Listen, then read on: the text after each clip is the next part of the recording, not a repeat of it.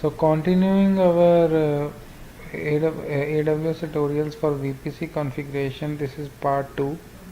Till now we have created two machines, one in public subnet and second in private subnet. To see how we have created those machines, please refer part 1. So as we have already created these two machines, now we will be creating a NAT machine which will be helping a private machine to interact with internet. In order to do this, first we will be creating a NAT security group. So let's move ahead and create the NAT security group.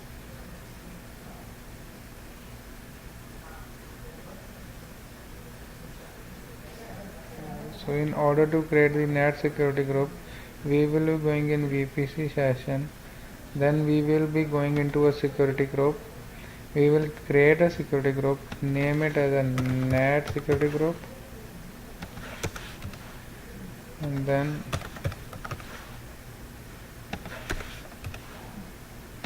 so we have created the NAT security group. Now we will be defining inbound and outbound rules for this NAT security group.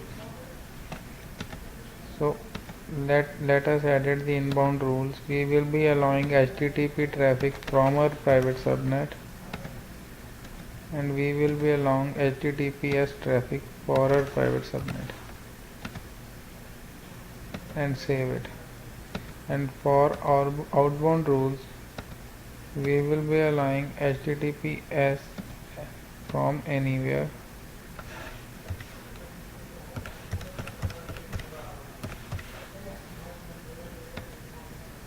and we will be allowing HTTPS for internet. Now we will be saving it. Now we have created the NAT security group successfully. Now we have already created the NAT instance. Now the last thing which we will be going to do is we will be putting that NAT instance root into our main root, so that when private instance try to connect to internet, it should be provided through the main root. So let's go to the root table. Just go here. So edit, add,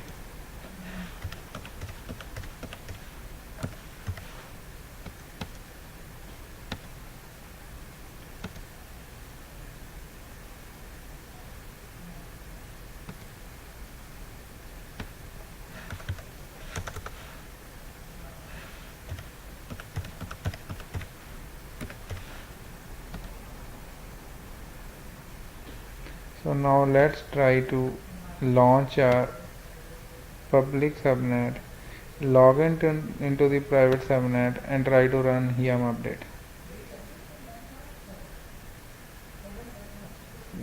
So these three steps which we need to take care is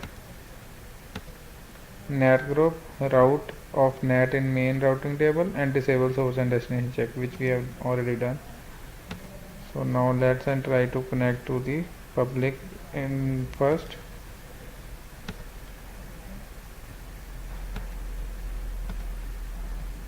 And then go to the private through public, and then trying to run yum update.